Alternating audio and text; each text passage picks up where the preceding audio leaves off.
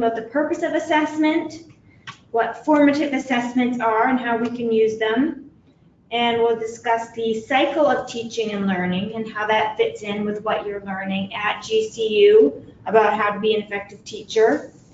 And with that, we will talk about analyzing assessments, planning from assessments, providing student feedback in a manner that will be helpful for the students.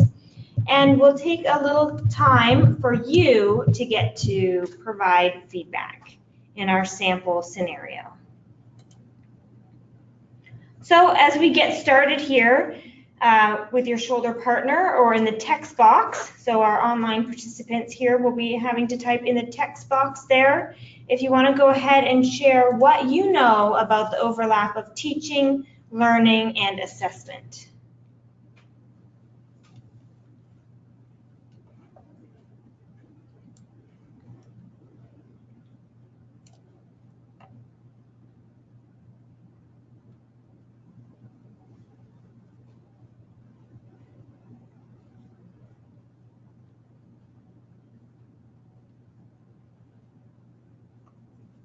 Or even if you just want to share what you know about assessment itself.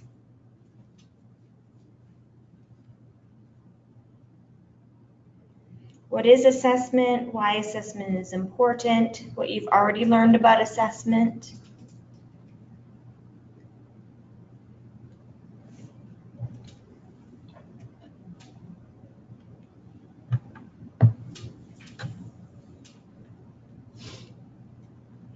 Well, we do know assessment is a way to formalize checking what our students have learned.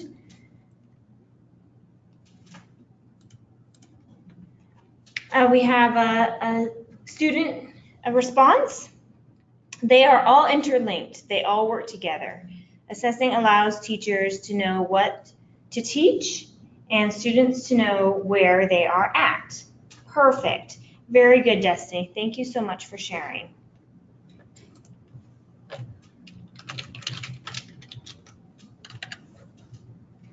So in that regards, assessment really is critical to teaching and learning because we don't necessarily know where to start teaching if we don't know what our students are learning. So we'll talk more about that. Let's get down to the purpose of assessment, right along those same lines. So I have a few slides here on why do we assess in the classroom. Well, number one is it provides diagnostic feedback. So that's how we know where our students are at. We can answer questions like, what is the student's knowledge base? What is the student's performance base? So we know the difference between those two is what the student already knows, and performance is what can the student demonstrate they know. What are the student's needs? There we can talk about gaps, what might be some missing pieces in the foundation of their knowledge pertaining to a particular concept or standard. And from there, we can get to what has to be taught. So we know what has to be taught is all based upon the diagnostics that are performed in these initial assessments. And that's really why we need to do that pre-assessment every time we want to teach a learning segment from week to week, is having that diagnostic helps us understand where our students are starting at and what we need to teach them. So we can really make sure that our instruction is right on track with those challenging levels of instruction that we need to get right to. So next, why do we assess in the classroom? Is it helps educators set standards. So we have standards pertaining to what the student needs to know pertaining to the curriculum, but we also have our standards as far as having high expectations for our students. We have standards pertaining to understanding, knowledge, and mastery. So we know that those are obviously different levels of knowledge. We know that assessment can help us take students from a beginning level of understanding up through knowledge and mastery. So knowing where our students are at helps us know where to take them. If we know our students have no background knowledge in a particular area and are severely struggling, just to put a simple concepts together, then we might know they need to start at an understanding level. And if students are already coming in knowing some simple concepts pertaining to a subject, then we are ready to move them up through knowledge or mastery, where we can really start working in some of those critical thinking components. Next, why do we assess in the classroom? Well, it evaluates progress. It helps us know how is the student doing. So we can see if the teaching methods we are using are effective, if we need to incorporate some other different teaching methods to help those students learn the concepts, or what changes or modifications to a lesson are needed to effectively reach those students. So evaluating progress really can be done throughout the week as you're revising lessons, you're looking back on different pieces of tickets out the door or formative assessment pieces, or you can also evaluate progress mid-lesson. If you really think that students are struggling with the particular way you're teaching a concept, you can make that adjustment mid-lesson. That can be a bit challenging, and you definitely don't want to do that in your first few lessons teaching. But as you get to be a more experienced teacher, you'll find that the most important thing is, how are your students doing? And if your students are not learning in the middle of a lesson, you need to change it. So that is why we can use assessments mid-lesson. Also, we have assessments to relate to a student's progress. We can determine what has the student learned, and can the student talk about the new knowledge. We know that one of the ways students demonstrate that they're making progress is through the way that they talk. If the student can talk about the new knowledge, that is a form of assessment, which we'll be talking more about in just a moment, but just keep in mind that that relates to a student's progress, when they can talk about the new knowledge, whether that's talking when they raise their hand, talking when you call on them, talking when they talk in a small group or to their partner, any way that they're talking about the knowledge. And then, can the student demonstrate and use the new skills? So students can use new skills when they're doing group work, projects, when they're using the new skills for writing piece. Anything that they're doing to demonstrate new knowledge would be a way that they're showing progress. So let's talk more about that in formative assessment. So we know formative assessment is the opposite of summative assessment. And you know, does anyone know what a summative assessment is? Can you type in the question box? What's the difference between a formative and a summative assessment?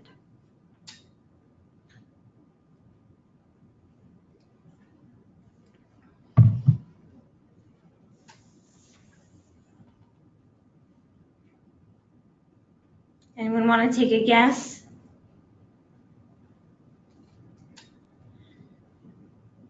It's kind of in the word. Summative assessment is the sum of the learning.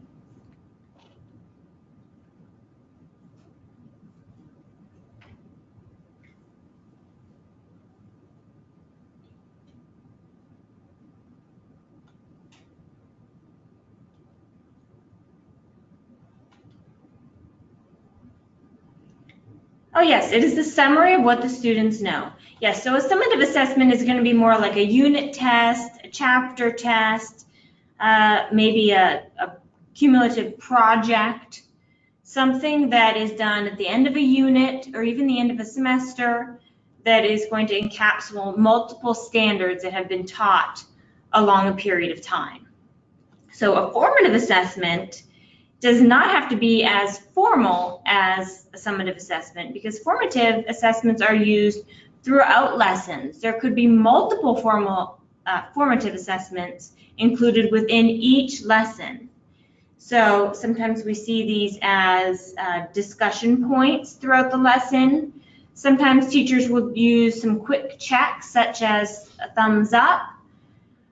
Sometimes you'll see students using whiteboards, and they'll get to write a response and hold up the whiteboard. Sometimes you see teachers who are really tech savvy use some different tools for doing formative assessments, like PICO charts, so students show those symbols to help demonstrate that they understand the learning. Lots of different ideas.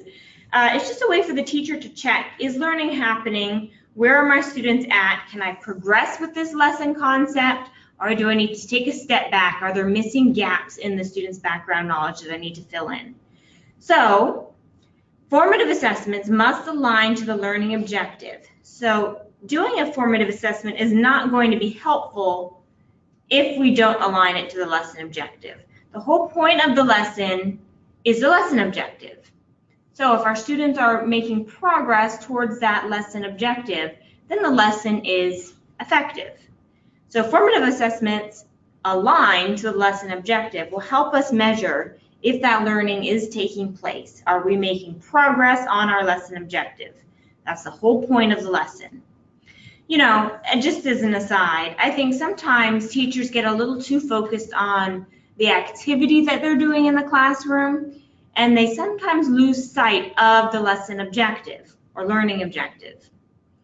Make sure that doesn't happen to you by planning formative assessments throughout so that you can check on the learning that's taking place. Because formative assessments are so important, I've included a link here, and I will make sure that you all receive this presentation by email. You'll get this all emailed to you, and you'll have a chance to explore this link a little bit further. There's 60 ideas included here for formative assessments that you can use across all content areas. So great resource there for you to refer to later.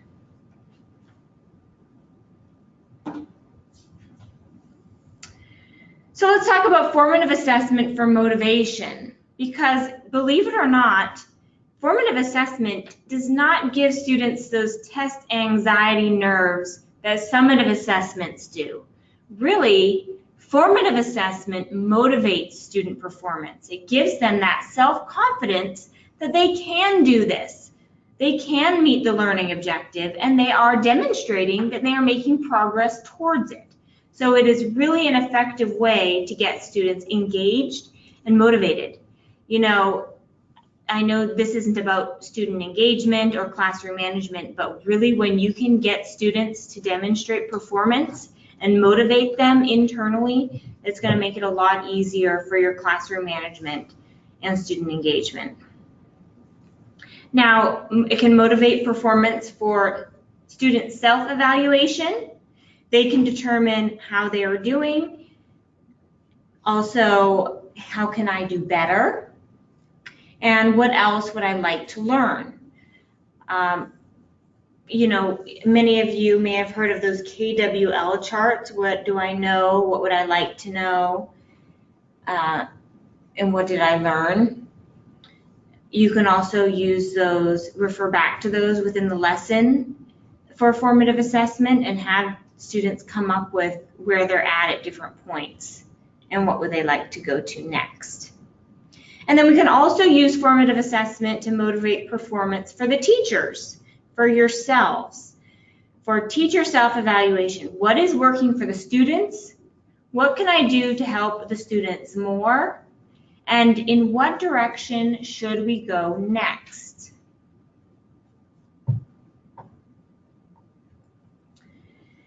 Now, we can also use language as formative assessment. So in almost everything that we've discussed thus far, we've talked about formative assessments, but we haven't explicitly said how you're going to assess the students.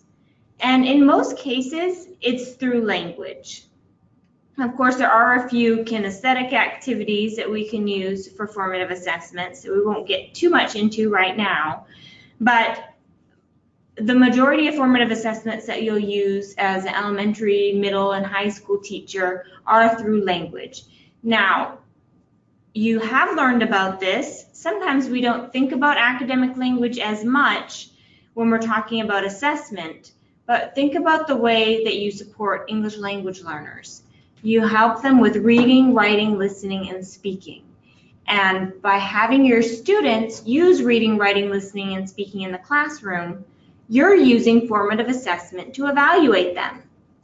You are able to determine if your students are learning when you hear them speaking about the content. So they can do reading about the content, listening, speaking, performing, anything that they're doing to demonstrate their learning. So in that way, we can say language is the vehicle for learning. And here are a few little helpers that I've given you to help with this when you're planning your lessons and teaching out in the classrooms. You can scaffold academic language development. So this is where you're going to help students show you what they've learned. Taking the challenge of putting together the sentence out of it and giving them a little sentence starter so that all they have to do is really use the sentence starters and put in the content. So for example, in that first box, you see the article blank by blank. So we're giving them a little helper with the academic language portion of it, and they just need to fill in the content. So let's talk about an example. Looking at the writing prompt, discuss Steve and Frankenstein. So that looks like a typical prompt you could see in maybe a junior high school classroom where students are going to be doing a writing piece. You could tell them or write on the paper, discuss Steve and Frankenstein. Now that sounds like an okay writing prompt. Do you think students would be okay with discussing Steve and Frankenstein? Maybe, but what are they supposed to write about Steve and Frankenstein? We don't know that, and the students don't know that either. So if they write about this, you're going to get all different kinds of responses, and it may not align with your learning objective. And remember, the whole point in doing these assessments is to align with the learning objective. So let's look at another way of writing this writing prompt. Compare and contrast Steve in Monster and the monster in Frankenstein. Okay, so that gives us a bit more information. Now we know what we're supposed to be doing. We're going to compare and contrast. So that helps students understand how they're going to structure the writing. We also know what Steve and what Frankenstein we're talking about here, so that will give them some context. They can think about the books and the characters represented in those books. But also in this writing prompt, there's some little bullet point helpers. Use a Venn diagram to organize your ideas. Well, that's going to help students a whole lot. And use the words main character, novel, similarly, both, neither. So we've given them some vocabulary words, some academic vocabulary words to also incorporate in their writing. So a student is going to have a lot more success using the second writing prompt than the first writing prompt. And just a little reminder there, we see the Venn diagram, but underneath there in black, academic language is not just words. It's also the way that we structure the implementation of those words.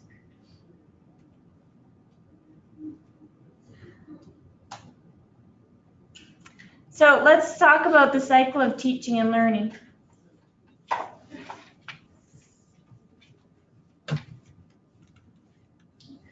So in the cycle of teaching and learning here at Grand Canyon University, we have a three-step process. We go into the planning, the teaching, and the reflecting. And the planning involves thinking about your students' academic levels, what you know already from diagnostic assessments, maybe from standardized assessments the previous year.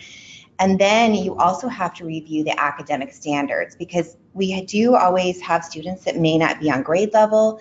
They may be a second language learner. They may have an IEP where they have a specific learning disability identified. So we have to take all of that into consideration when we are planning, so that we adjust instruction to meet their learning levels, but not so we don't teach the grade level standards.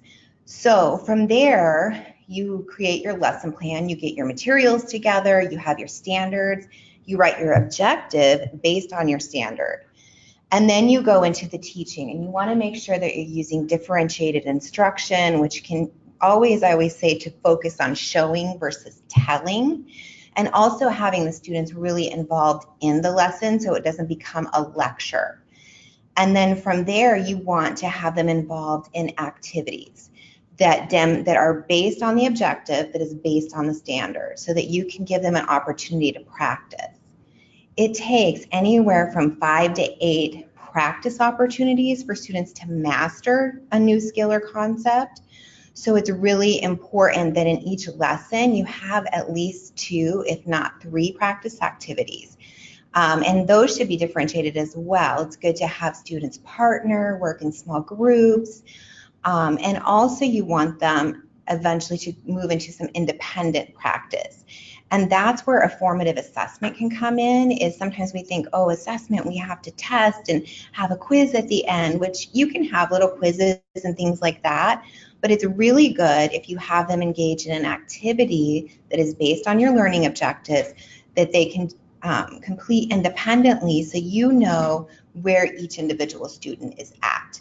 So that's what we always want to remember when we're planning the lesson. Then the reflection part is after, if you're a middle school teacher, you know, after the period's over or the day is over, or an elementary teacher, it could be as soon as you see students working independently, or you get those results and you have, you know, a little time, a break or something like that after lunch, you may want to pull small groups.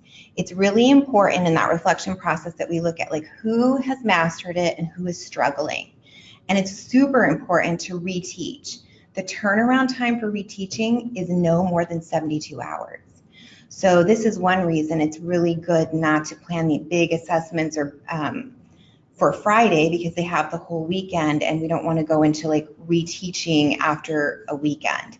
So what you do is you reflect on who has mastered it, who hasn't, and then you determine is the whole class, and this happens no matter how great your planning is, sometimes the way you present it, or sometimes it could have been rushed due to scheduling, or just the students weren't ready. You may have to reteach to the whole group. That's not a bad thing to have happen, but just be aware of that. But then you may have 4 or 5, or you may have half the class that doesn't get it. So you have to think about, in that reflection process, what am I going to do to make sure that I meet with those students and not hold up my other students, so that I ensure that there's mastery occurring. Is that not going? There it goes. Oh, you are? I'm sorry. Yeah, and I would just like to reiterate that, you know, sometimes it's going to be the whole class, sometimes it will be groups of students. Maybe you have some English language learners that need to refocus on some of the vocabulary before going back to the content.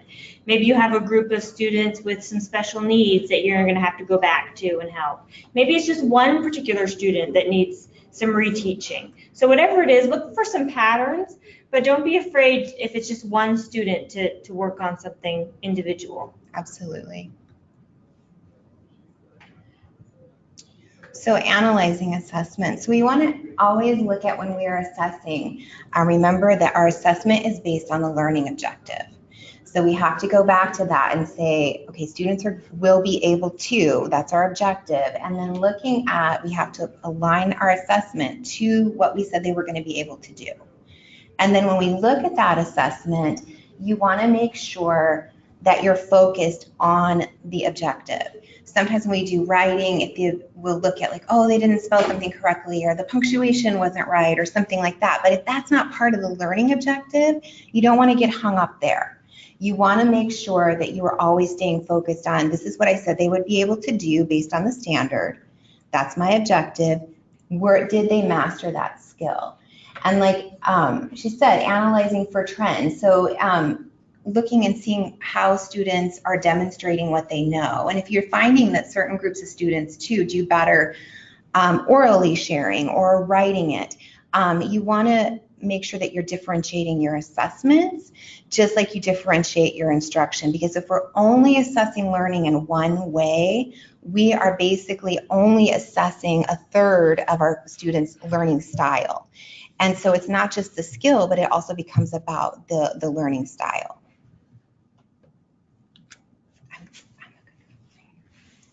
And then you want to look at where they are at in their thinking. Were they able to apply what they learned? Are they able just to identify? When you think about Bloom's starts with identifying, and that's more like a level 1, but can they apply what they're learning, and can they apply what they're learning to a real world experience? And depending on the skill, it will depend on, where they are in Bloom's. As well. So, and then you want to see, are there common errors or gaps in knowledge that demonstrate a need for scaffolding or remediation as well. So sometimes we have to break things down into smaller parts. This can happen if you do have a second language learner, because they may not have the academic vocabulary. They also may not have attended school in their first country that they may have been here starting in kindergarten, but they still may have some learning gaps that they need extra time for. Some students have to see something. Like can tend to be a visual learner. I like to, in certain areas, I have to see how a math problem is solved out step by step by step. And I may need to see how is it relevant to the real world. So that's something that you want to be aware of as well, is when you are going to reteach, and if you do need to remediate, you want to make sure you're not just always teaching it the same way. You want to approach it from a different perspective, so that you are supporting students' learning styles and maybe breaking it down into a simpler fashion. So planning from assessment. So you want to reflect on the instruction prior to the planning that occurred, and then think about your next steps in instruction. So what evidence do you have to justify your plans that you've made? What went well in the instruction to meet the objectives? What could have been a better strategy to support the objectives? Again, sometimes we plan things and we think we are, we've got it all covered, and then we go to teach the lesson and it doesn't come out the way we thought it did, and we're like, oh, I should have done it this way, or maybe I should try it that way. And that's what you always want to be aware of. Not be hard on yourself. And the thing is you can teach the same lesson the next year and it would work differently. So it's always about the students in your class and the needs that they have. So once we look at and we see, like, okay, we have some students that are not mastering this objective, we need to plan the instruction for, again. So what instruction can you provide to remediate, reteach, or even extend? And that's super important. That the last one with extension is sometimes we tend to focus on the students that are not mastering it, but we will always have students that are mastering and they're ready for something more. So having them extend it, having them apply it to a real world example, or take it a step further. Because we don't want to stifle students who are ready to move on, but we also don't want to move on too quickly for those students that need additional support.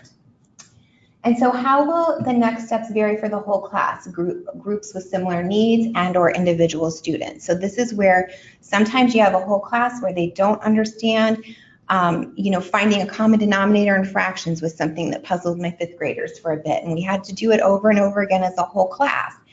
And then I was able to say, okay, I have 5 or 6 students I need to meet with in a group.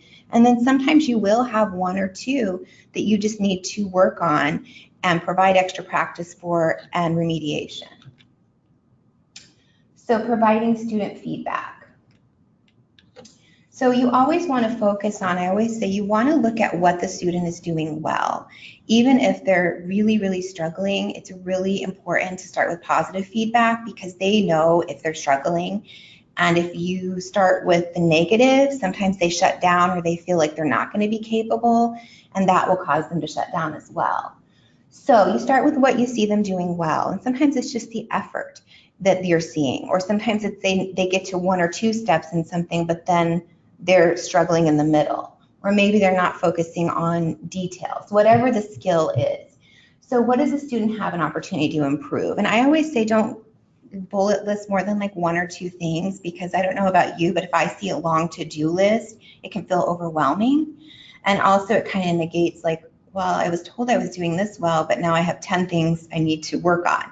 So really, again, focusing on what aligns to the objective and how they can improve in those areas. And then also having students reflect. Sometimes I will ask, what do you think is good about this? What did you find that came easy? What do you feel like you did well on? And then also how can you help your students understand how they can use your feedback and go back? Because sometimes when students finish an assignment, or especially writing assignments, it's like they're done, they finish their report. But it's really important that they learn that, we go back and we revise and we constantly look for ways to improve. So now we have a little activity. Now you are the teacher, and now this is Miss Bannon, but I want you to try to pretend like this is you. So as you're watching Miss Bannon teach, think about this being you, and then we're going to do a little activity. I'm just going to show you a short clip from this video, but you will have this when I send it to you, so you can watch the whole video later. But right now we're just going to show you 2136.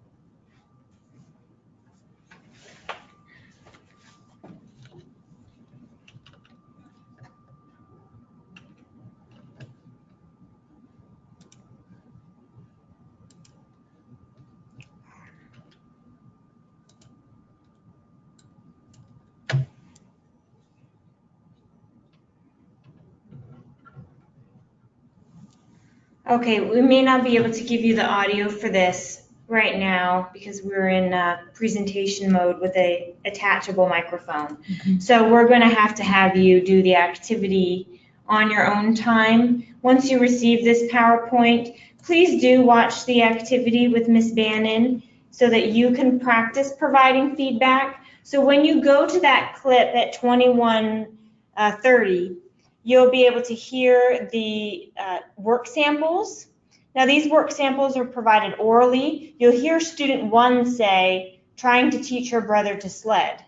They're trying to give the summary of what the story is about. And then you'll hear student 2 say they were having a crazy adventure cleaning Bella up. And then you hear student 3 with his response there.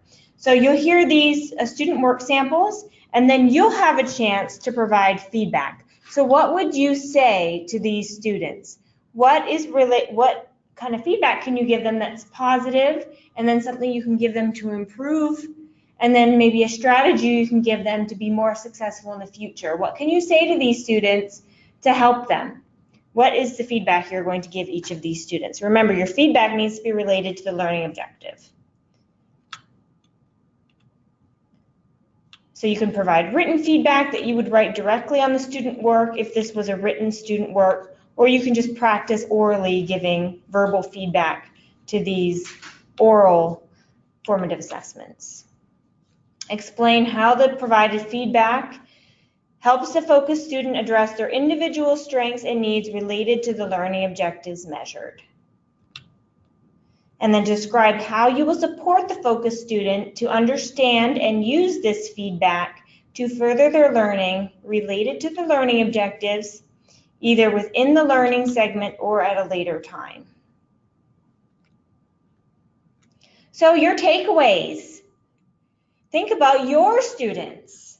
Now, even if you're only in practicum right now, you may have taught a lesson, you may have worked one-on-one with a student, doing some hours for your course. Are your students learning what you think they are learning? What have you seen them do? How do you know? And what do you take away from this presentation today? What was something that you learned or that you found helpful?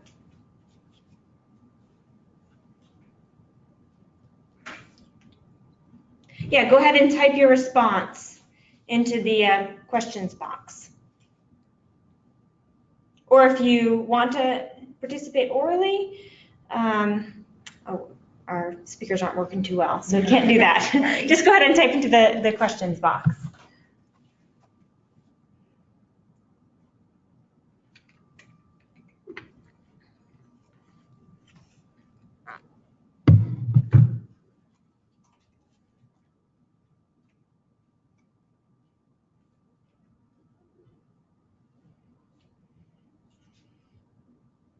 This is what we call wait time. Yeah. If you've had a lot of caffeine, it's hard.